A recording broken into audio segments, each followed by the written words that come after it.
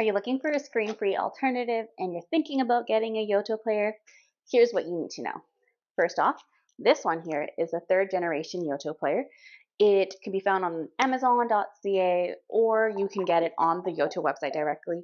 Retails for about $149.99 and at times can be found for about $129.99 on sale, so about $20 off. There is a smaller version which we do not have, the mini, which retails for $99.99. But let's go see what the website has to say about it. From the Yoto Play website, it says that this is the Yoto Play third generation. It is described to open up kids' creative play to a whole new world of potential, build independence, inspire imagination, and let kids from 3 to 12 lead the way through family life.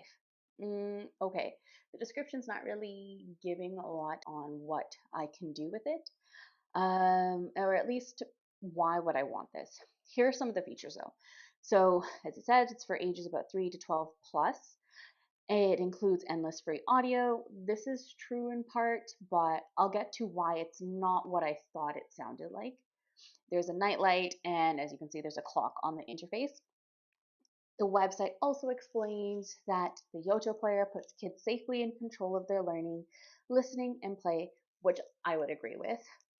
Because, unlike YouTube or other streaming devices, there is really no option to listen to or select other suggested videos or stories. So I know I can safely leave my daughter with this and not worry about something that's really not age appropriate popping up or her selecting something that's age appropriate to listen to or watch. So I will give them credit for that. So why did we get this Yoto player? Let's get into that. Okay, big question. Yes, we obviously ended up getting it, but why?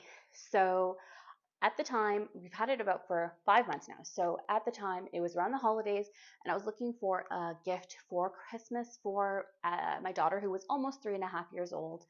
And from what I read on their website, I could see the value, especially the educational value of this player.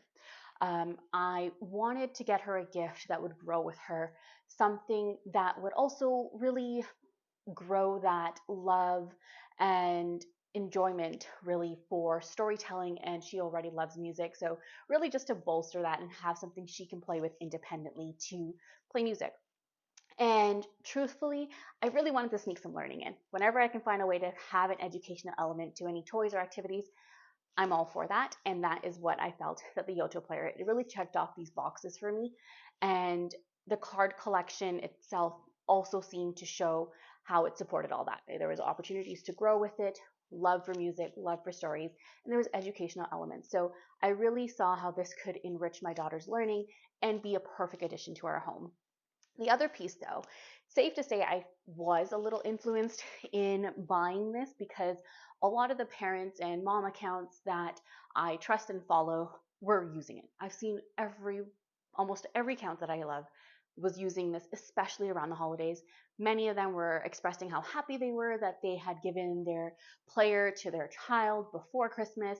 And a big part of that is, so in addition to the Yoto player, there's also the Yoto app, which offers a variety, sometimes some free resources. So in the holiday time, there was the 24 Days of Christmas, which they had released 24 new stories or songs for you to access and use fully for free on the app. And the way the app works is that you can pair it and play through the player itself, or you can play it on your device. So parents were very happy that their children could get excited and really enjoy the time leading up to Christmas. So yes, safe to say I was influenced into it. I felt that I saw everyone else was having it, and I felt that I needed it too. But that does not take away from the fact that I did see the educational value in something like this player. But time to get into the juicy parts. Before I spill this tea, I need to get some myself. Let's grab. All right. While the kettle is heating up my water, quickly go back. As mentioned, my daughter got this for Christmas. She was about almost 3.5 at the time. And when she got this, safe to say, it was a hit. She loved it. She was playing with this regularly, daily. She loved the preschool songs card that had easy, familiar songs that she loved. So she was playing with it, dancing, and she could easily navigate this. So one of the great things about the Yoto player is it's very simple interface. There's honestly 3 buttons. So there's this button here that you use to turn on and pause, and then there's 2 buttons. So one that adjusts the volume. This is to use to go between chapters, songs, and you just press it to go ahead and play. So very, very simple interface that is easy for my 3.5-year-old at the time to use. And she did continue to use it for the first month. So through the month of January, we left it on her desk so it was accessible for her to be able to independently play. But truthfully, as the months continued, there was less and less interest in it. And a large factor, though, in this is that we don't homeschool. So she is in childcare during the day for the most part. And by the time she gets home in the evening, it's dinner time, very quick play, and getting ready for bed. So there isn't a lot of opportunities to use it and engage with it and really truthfully to get to enjoy it. The holidays was the perfect time for her to be able to do that and just have a lot more time to play with it. But as this is brewing, here is a little bit of information you need to know about the cards, and then we'll get into the real tea. Okay.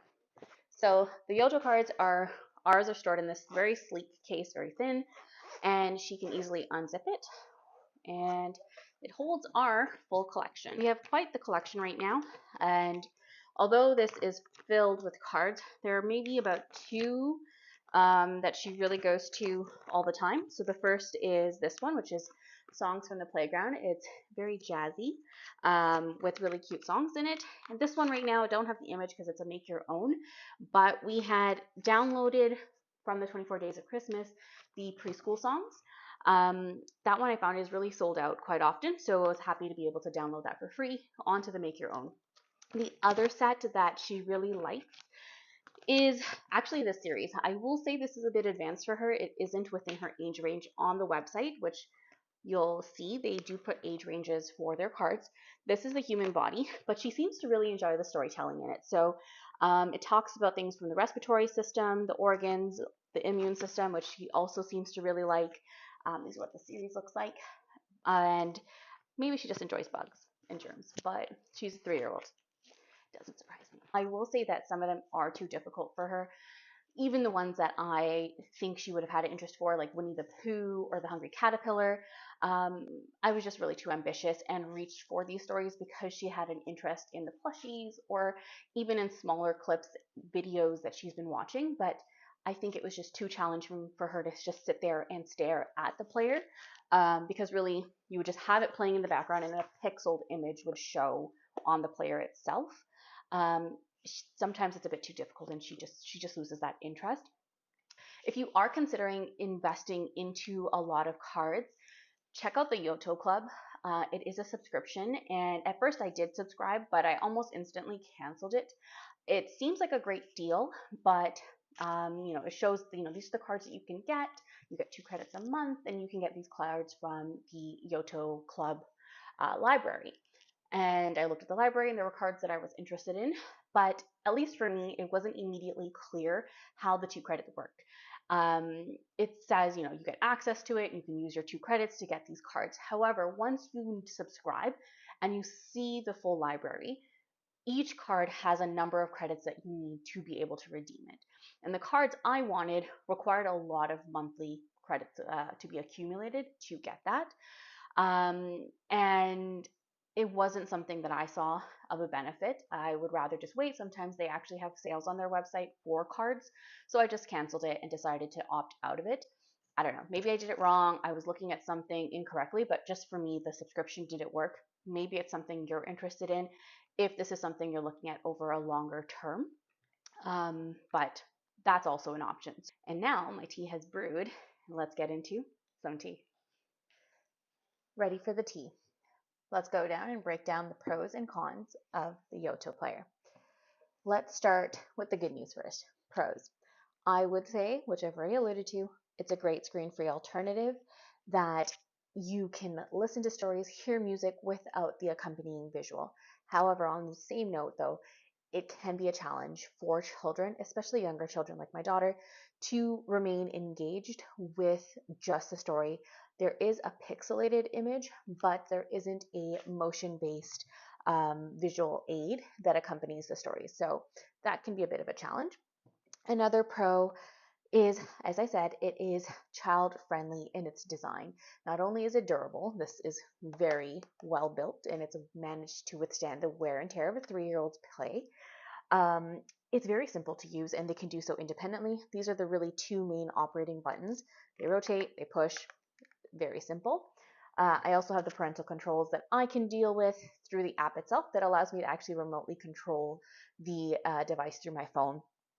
The other element that really was the selling feature for me was the educational content that's available through the Yoto Cards and some of the built-in content in the device. I grew up in a family, especially with my dad, always telling us they can take everything away from you, but they can't take away your education. So education is incredibly important and it's something that's been ingrained in me since I was a child. So finding any toys, activities, or any play that can have an educational learning element to it, I'm sold. It is a win and I'm probably going to be looking into it further.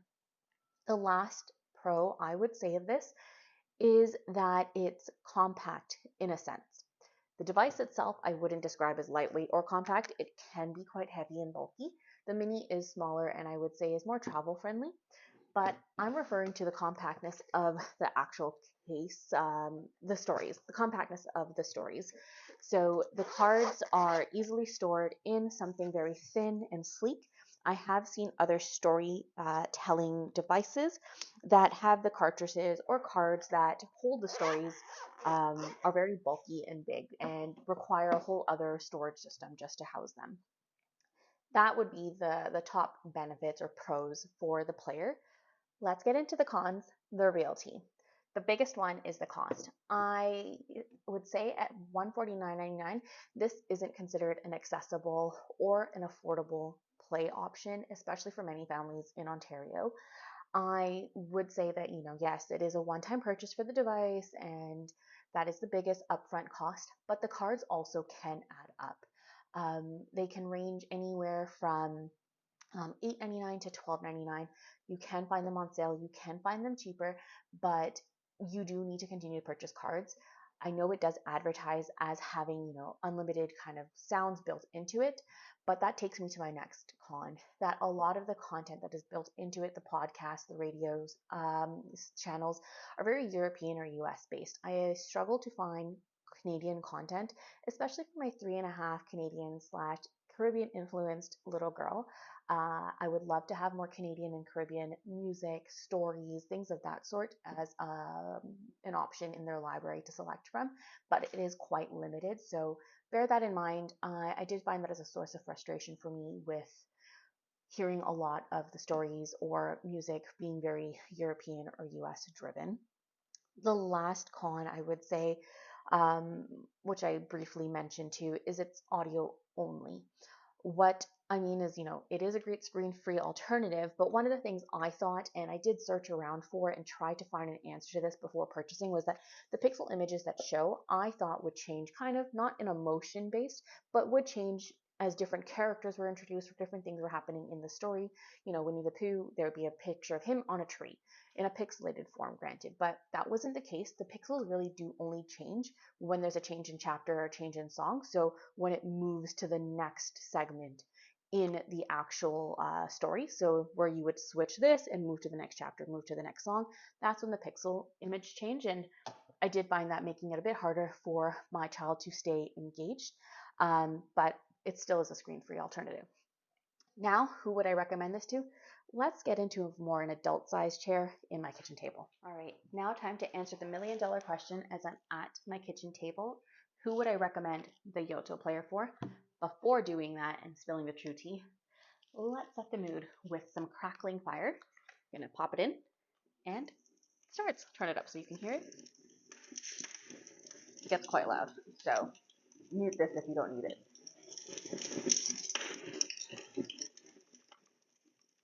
Definitely was impressed with the sound system on here. So, set the mood, ready to go. Overall, I would say that the Yoto Player is a great screen-free alternative that has that wonderful educational element to it.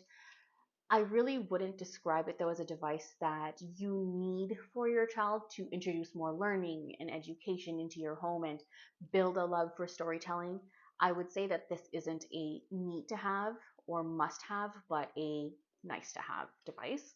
I would though recommend this, and my number one recommendation for this player is anyone that is homeschooling. I can see the huge value in the Yoto player for parents that are homeschooling because there would be more use of it. There'd be ways to incorporate the stories or the educational elements like the human body into your curriculum at home and be able to use it in the day.